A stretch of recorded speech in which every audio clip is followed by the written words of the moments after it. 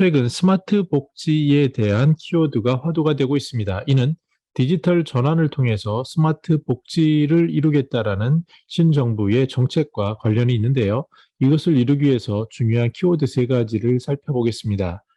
이전에는 정보화 그리고 디지털 격차가 사회복지 서비스에서 관심이 됐다면 이제는 디지털 전환을 하겠다라는 정책적 전략이 나타나고 있는데요.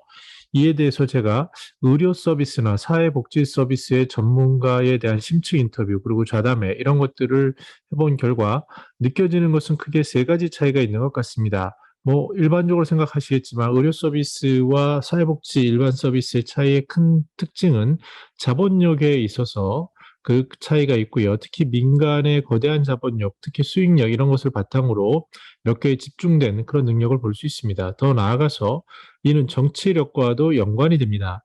아무래도 우리나라에서 의사 선생님들의 영향력은 무시할 수 없는 힘이기 때문에 이러한 것들의 편차가 나타나고요. 더 나아가서 그 기관의 숫자, 특히 사회복지 서비스 기관들의 그 수많은 숫자들과 상대적인 영세성, 그러니까 상대적으로 기관이 크다 할지라도 큰 병원에 비해서 여러 가지 차이가 있는 이런 것들이 통제력에 맞물려서 나타나는 차이가 존재하는 것은 엄연한 현실입니다. 안녕하세요. 저는 시니어 라이프 비즈니스를 연구하는 최학입니다. 이번 시간에는 스마트 복지 전문가 박영란 강남대 실버학과 교수님을 통해서 그분의 복지 타임스에 낸 기고문을 통해서 몇 가지를 살펴보고자 합니다. 박영란 교수님은 이 분야에 있어서 많은 전문가들에게 존경을 받고 또 그 시각이나 특히 현장에 대한 경험 이런 것들이 탁월하신 교수님이신데요. 그 기고문을 통해서 이렇게 얘기를 합니다. 대선 직후에 사회복지 분야에서 복지시설을 디지털 스마트 복지시설로 업그레이드하겠다. 이 공약에 주목을 했는데 공약의 디테일을 보면 먼저 전환하는 모델을 개발을 하고 이에 필요한 인력에 대한 역량을 강화하고 나아가서 스마트 복지시설 선도 사업을 정부로 운영 확대하겠다라는 굉장히 구체적이고도 포괄적인 내용을 담고 있다라고 이야기를 합니다. 그러면서 동시에 사회복지 분야는 그 전에는 디지털 전환이라는 것보다는 일단은 아무것도 없었던 상황이기 때문에 시설의 정보와 정보 불평등 그리고 디지털 격차 이것에 대한 관심이 상대적으로 더 컸다라고 얘기를 하고요. 이런 디지털 전환을 이룬다는 것은 기술적인 변화에 끝나는 것이 아니라 기관의 운영 방식 또 서비스 제공 방식 이런 근본적인 변화를 필요로 하는 문화적인 변화다라고 방점을 찍고 있습니다. 그런데 이것의 방향성에 있어서는 클라이언트, 즉 이용자 중심의 통합 서비스 제공이 중요하다라고 얘기를 하는데 현재 현장에서는 저도 이제 매년 이렇게 복지 특히 전문가들에 대한 인터뷰는 상당히 많이 하기 때문에 그 현장의 소리를 다양하게 듣는데요. 그 다양한 전문가들이 존재하고 또 매뉴얼들도 존재를 합니다. 그러나 이 서비스의 특성상 기본적인 업무의 디지털화라는 것이 업무의 부담감, 여러 가지 상황, 재반적인 상황 때문에 그 디지털화도 실은 어떠한 검증을 위한, 비용 집행에 대한 검증을 위한 단계에 멈춘 수준의 느낌이고요. 여기에 대한 지식이나 엑스퍼티즈 같은 것이 쌓이기에는 굉장히 어려운 척박한 상황이기 때문에 높은 산이 앞에 있는 느낌을 준다라는 말씀은 굉장히 다가옵니다. 그래서 이러한 대전환을 위해서는 크게 두 가지가 필요하다라고 말씀을 하시는데 정치적인 의지가 가장 중요하고 그리고 이에 따른 변화 시나리오의 마련이 필요한데 이는 사회적 가치 창출이라는 다소 모호할 수 있는 이런 것에 예산을 투입해야 되는 일이기 때문에 의지가 필요하고요. 또 이미 있는 것을 고도화시켜 나가는 노력과 함께 무엇보다도 이 서비스는 사람들을 중심으로 한, 즉 사람이 사람을 서비스하는 그러한 업무이기 때문에 일반적인 업무의 표준화가 어느 정도 되지만 굉장히 개별적인 부분이 많다라는 부분. 그래서 이러한 것의 효과성을 위해서는 조금 더 고민이 필요함을 이야기하고 있습니다. 따라서 사회복지 서비스 현장에서는 그 병원과 달리 뭐 병원도 굉장히 많이 앞서간 건 아니지만요. 그래도 최근에 병원 가보신 분들은 느끼겠지만 주로 비대면으로 모든 프로세스가 이렇게 이루어지는 것들을 많이 느낄 수 있고요. 심지어 NFC라고 해서 근접 통신망 등을 통해서 그 고객 것들의 서비스 동선 이런 것들도 어느 정도 모니터링이 가능하고요. 물론 큰 병원에서. 그리고 또한 나가서 이 환자의 이송 부분에 대한 디테일도 많이 개발이 되고 있습니다. 그런데 이런 것들이 앞에서 말씀드린 것처럼 그 어느 정도 상대적으로 한정된 수의 병원이라는 대형 기관, 의료기관에 대비 굉장히 수많은 뭐 수만 개가 있는 그러한 다른 사회복지 시설 이런 쪽에까지 집중해서 맞추는 것은 차이가 많기 때문에 여전히 초보적인 단계임을 이야기합니다. 따라서 지속 가능한 스마트 복지 생태계를 만들기 위해서 박연한 교수님은 세 가지를 지적을 하시는데요. 1번은 현장의 수요를 기반으로 해야 한다라는 이야기를 강조합니다. 뭐 멋들어진 DNA라는 데이터 네트워크, 인공지능 이러한 예산들이 무작정 주어진다면 굉장히 큰 혼란이 있을 것 같습니다. 저도 정부 정책에 그 IT 시스템 회의 이런 것들을 많이 가보면요. 의사 선생님의 목소리, IT 기술자의 목소리, 복지 전문가의 목소리, 또 정책 담당자의 목소리가 다 어느 정도 상이하고 랭귀지의 차이가 있음을 알 수 있습니다.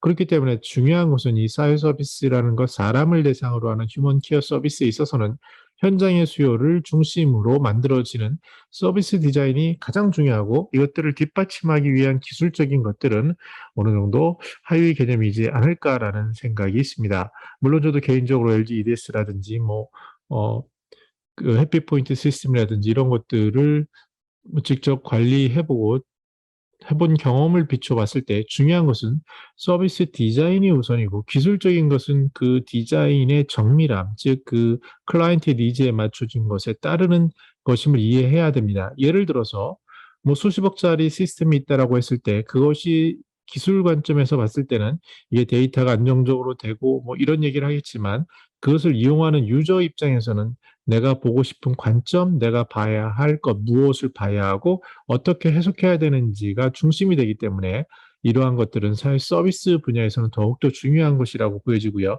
따라서 이용하는 유저들, 구체적으로는 환자라든지 그 대상자라든지 아니면 그 중간에 매개체가 되는 의료 인력이라든지 사회복지 인력이라든지 이런 분들이 실생활에서 오프라인에 허드렛 일이나 힘든 일을 디지털로 전환하는 이런 것의 서비스 디자인이 가장 우선적임을 강조하고 있습니다.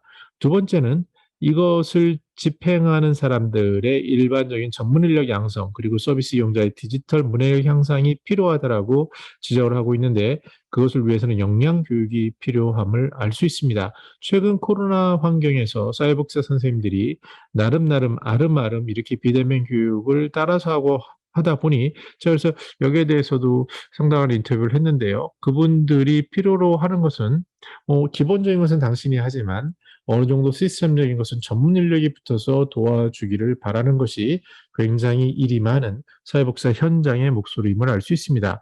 따라서 이 부분도 현장의 수요에 맞춘 적절한 교육과 전문 인력 양성 지원이 필요해 보입니다. 끝으로 지속 가능하려면요.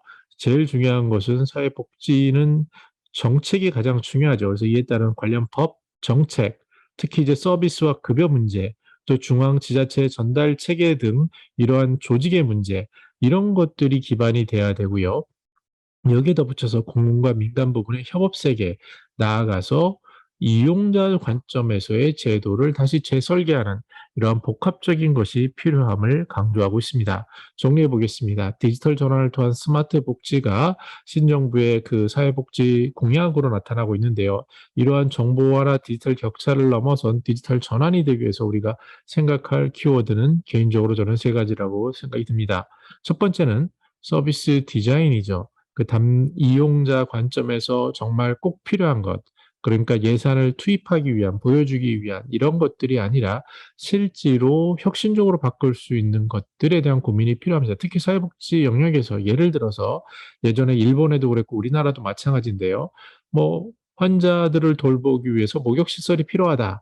그래서 굉장히 기계화된 목욕시설을 약 1억 이상 되는 그 당시엔 굉장히 큰 돈이죠. 일본도 마찬가지고 우리나라도 마찬가지입니다. 그것을 설치를 해놨습니다. 근데 실제로 딱 한 번 쓰고 못 쓰는 겁니다. 그 이유는 그 기회까지 이송할 그 서비스를 도와주는 분들의 실행력을 담보하지 못한 기계였기 때문에 그렇습니다. 이러한 것은 비단 사회복지뿐만 아니라 이러한 민간 영역에서도 많이 나타납니다. 즉 이용하고자 하는 유저가 보고 싶은 관점을 살려주지 못하는 갈비지 인, 갈비지 아웃이 되는 그러한 데이터들이 들어오고 쓰레기 같은 데이터가 나가는, 그래서 소용이 없는 이러한 것들은 적합해 보이지 않고요. 단 하나를 바꾸더라도 이용자들이 필요로 해서 그 이용자들의 시간과 노력을 줄여줄 수 있고 이들에게 더욱더 도움이 되는 그런 서비스를 디자인하는 것이 가장 핵심이지 않은가 생각이 듭니다. 그러기 위해서는 현장에 기반한 지원이 되어야 합니다. 소위 전문가라고 하지만 현장에 대한 경험 없이 이렇게 이론적인 걸 얘기하거나 어떤 개념적인 것을 갖다 놨을 때 그것이 또 하나의 사회복지사 현장에서는 허들이 될 수 있는 경우를 여러 번 볼 수 있습니다. 최근의 트렌드에 맞춰서 유저 익스피리언스 관점에서 쉽고 편안하고 간단하게 그러면서 효과적인 것을 고민하는 것은 부단한 현장의 소리를 듣고 현장 기반의 지원이 되려는 정책 관점, 그리고 앞에서 말씀드린 사회 서비스를 어떻게 정량하기 어려운데 이러한 것들에 대해서는 정책 관점과 의지가 무엇보다도 중요하지 않나 생각해 봤습니다. 오늘 거의 박영란 교수님의 칼럼 전체를 이렇게 소개하는 그 컨텐츠를 만들었는데요. 아무래도 스마트 복지라는 얘기가 더욱더 커질 거고, 이제 디지털이라는 것들, 이런 것들은 우리 생활 가운데 다가와 있습니다. 환자가 됐든 사회복지 서비스를 이용하는 분이 됐든 이분들은 이미 디지털에 많은 시간을 할애하고 있고 이 디지털 기기의 도움을 받아서 그것이 집이 됐던 시설이 됐던 이동 환경이 됐던 여러 가지 재반 속에서 살아갈 수밖에 없는 상황이 됩니다. 그렇기 때문에 더더욱더 중요한 것은 이용자들의 시간과 공간의 동선을 정확히 이해하고 그 속에서 우선순위에 의해서 파급력이 큰 것을 시스템적으로 통합하는 그러한 전문성과, 그러기 위해서는 더욱더 현장의 소리를 귀담아 듣는 것이 가장 중요하지 않나 생각해 봤습니다. 저는 더 나은 시니어 삶 공동체를 연구합니다. 감사합니다.